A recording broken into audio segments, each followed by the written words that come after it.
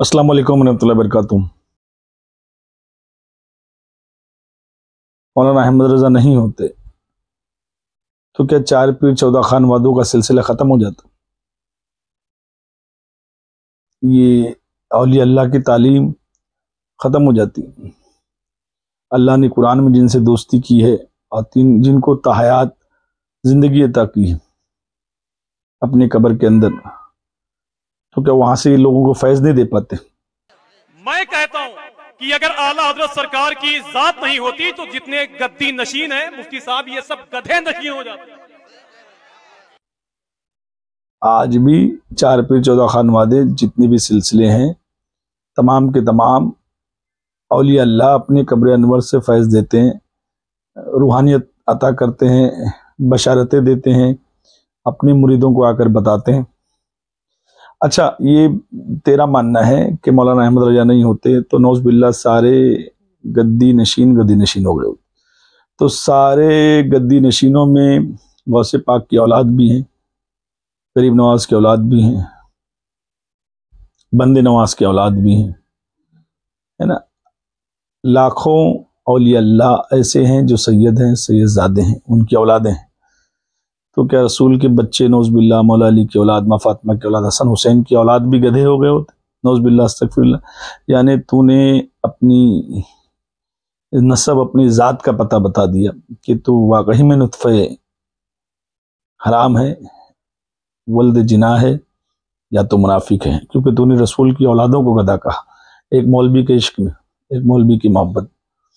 और ये कैसे मुमकिन हो जाए कि जो फैज़ का दरिया हो, जिन्होंने अब चलते वक्त, उठते वक्त, बैठते वक्त 90 लाख लोगों को अपने चेहरे अनवर से इस्लाम में ले लिया दिखाकर, उनकी औलादे गधे नशीन हो जाते। तो सुन, मेरा एक सवाल है कि मौलाना अहमद रज़ा जिस सिलसिले में मुरीद थे, सिलसिले महररा सरकार आले मियां अच्छी रसूल, अगर मौलाना अहमद रज़ा उस सिलसिले में नहीं मुरीद होते तो क्या उस सिलसिले की औलाद भी गधे नशीन हो जाती? ये तेरा जुमला अपने सिलसिले के लिए ठीक था, रज़वियों के लिए ठीक था कि वो मौलाना अहमद रज़ा नहीं होते तो हमारे रज़वी गधे हो जाते, तो जो थे वो हो जाते, उसमें कोई मसला नहीं था। मगर तूने तमाम लोगों को कह दिया, जितने भी सिलसिले हैं सबको, उसमें अशरफी है, निजामी है, चिश्ती है, कादरी है, तमाम 4 पीर 14 खान वादे सैयदों को तूने गधा कह दिया।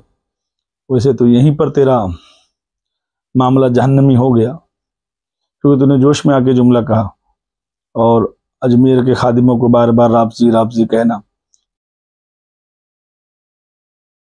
अजमेर शरीफ के वो राबजी मुजावर भी सुन लेंगे इंशाअल्लाह, समझ रहे हैं आप? तो इमाम शाफी रहमतुल्लाह अलैह की बात पूरी हो जाती है कि अगर इश्क़ अहले बैत में कोई हमें राबजी कहे तो कबूल है माशाअल्लाह। अजमेर के खादिमों से नफरत इसलिए है कि मौलवी को नहीं मानते, दुश्मन अहले बैत को नहीं मानते, वो ताजियादारी करते हैं, महफिल समा सुनते हैं, या हुसैन के नारे लगाते हैं, मौला अली के नारे लगाते हैं, इसलिए नफरत है। क्या करें, यजीद के नारे लगाएं, यजीद के बाप के नारे लगाएं, कव्वाली महफिल समा छोड़ दें, ताजियादारी करना छोड़ दें, बताना छोड़ दें कि करबला के कातिल कौन है, आका हुसैन के दीन को फैलाना छोड़ दें, तुम जैसे हो जाएं जैसे तुम्हारा दीन है। तूने जो जुमला कहा, ये तो किसी औलिया अल्लाह ने भी नहीं कहा होगा कि हम नहीं होते तो नौज़ बिल्लाह सब गधे हो जाते। ये तो किसी ताबईन तबे ताबईन ने नहीं कहा होगा। ये जो 4 इमाम मसलक के हैं, इमाम अबू हनीफा, इमाम शाफी, इमाम मालिक, इमाम हम्बल, ये लोगों ने भी नहीं कहा होगा ये जुमला कि अगर हम ये किताबें नहीं लिखते या हम नहीं बताते तो तुम सब गधे हो जाते, है ना। ये तो मोमिनीन साहबा ने भी नहीं कहा होगा। करबला में आका हुसैन अलैहि सलाम ने अपने बच्चों की कुर्बानियाँ दे दी, उनका तो हक था ये कहना कि अगर मैं नहीं होता तो ये दीन बर्बाद हो गया होता, मगर आका हुसैन ने ये कुछ नहीं कहा, बस खामोशी से कुर्बानी दी और नाना के दीन को बचा लिया। यानी जिसने दीन को बचाया उसने भी ऐसे लफ्ज़ इस्तेमाल नहीं किए होंगे, इसका एहसान है हम पर, हमारे दीन पर।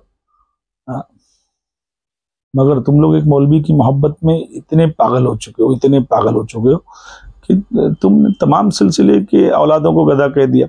सिलसिले वालों को डूब मरना चाहिए, तमाम सिलसिले वालों को जो خاص طور پہ رضوی بریلوی نہیں ہے، ان کو ڈوب مرنا چاہیے۔ جملے سنو، اس کے بعد بھی اگر تم اس مسلک، اس نئے فرقے کی، اس مروانی ٹولے کی اگر دلالی کرتے ہو، ان کو اپنے اسٹیج پر بلاتے ہو، ان سے رشتے رکھتے ہو یا ان کے نعرے لگاتے ہو، تو لعنت ہے تم پر۔ یہ سب سننے کے بعد بھی اگر تمہارا ضمیر نہیں جاگتا ہے نا، تو تم محشر میں کیا منہ دکھاؤ گے اپنے جدوں کو، کیا منہ دکھاؤ گے اپنے سلسلے کے مالکوں کو، کیا منہ دکھاؤ گے اپنے رہنماؤں کو؟ ان کی باتیں سنو۔ اب ایک جو ہے وہ بولتا ہے کہ اختر رضا چلے گئے، مولانا احمد رضا چلے گئے تو ان کی کتابیں باقی ہیں۔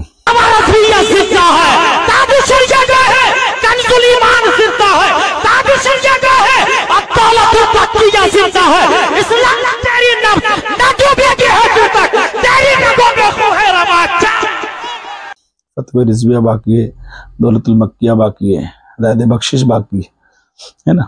اب یہی کتاب تمہارے لوگوں کے لیے ضامن ہے، ایمان کی، ثبوت کی، دلیل کی، ہے نا۔ اس کے علاوہ اب تمہارے پاس کچھ بچا بھی نہیں۔ اللہ کے رسول نے کہا میں تمہیں دو بھاری چیزیں چھوڑے جا رہا ہوں، ایک میری قرآن اور ایک اہل بیت۔ اب رسول جو چھوڑ کر گئے وہ تمام امت، تمام مومنوں کے لیے کافی ہے، اب تمہارے لیے یہی کافی ہے۔ تو تم نے ایک نیا مسلک، نیا فرقہ اسی لیے بنا لیا نا کہ رسول کی ساری بات کا تم انکار کر سکو۔ رسول نے کہا کہ قیامت تک تمہارے لیے دو بھاری چیزیں چھوڑے جا رہا ہوں، ایک قرآن، ایک میری اہل بیت۔ اب تم نئی چیز لے کر آ گئے کہ ہمارے رہے گا۔ ارے اسلام میں صرف اور صرف علامہ اقبال نے فرمایا کہ مولا علی کی تلوار و حسین کا سجدہ، ماں ختیجہ کے احسانات جو ہے نا، آپ نے جو اپنی دولتیں لٹائی ہے نا، قیامت تک کوئی بھی چاہے اسلام پہ کتنا بھی خرچ کرے تو ماں ختیجہ کی جوتیوں کی دھول کے برابر بھی نہیں ہو سکتا۔ اور سرکار ابو طالب علیہ السلام کے اولادوں نے جو قربانیاں دے دی نا، بچے نے جو اپنا خون بہایا اسلام کے لیے، سرکار ابو طالب نے جو قربانیاں دی، یہ کوئی نہیں دے سکتا۔ ان کی اولاد کربلا میں تھی، اور اب تک جو دین کو سنبھالے ہوئے غریب نواز، غوث پاک، وارث پاک، تمام انہی کی اولاد ہے نا۔ مگر اسلام کی رگوں میں نواسے کا خون اور نانا کا پسینہ ہے نا، کسی اور مولوی ملا کا خون اور یہ اور وہ، ان کی کتابیں۔ تو یہ گمراہیت جو پھیل چکی ہے نا، اب لوگ بھی یہ سمجھ رہے ہیں اور لوگ بھی بیزار ہو رہے ہیں۔ لوگوں نے عہد کر لیا ہے کہ تم سے درکنار ہو جائیں گے، اسی لیے لوگ تمہارے نئے مسلک کو، نئے فرقے کو، اس یزیدیت کو چھوڑ کر توبہ کر کے حسینیت کی طرف آ رہے ہیں نا۔ اب لڑکیاں مرتد ہو رہی ہیں، اب چلانا پکارنا شروع ہے تمہارا ہے نا۔ سنجیدگی سے اگر پہلے سوچ لیے ہوتے تو کیا جاتا۔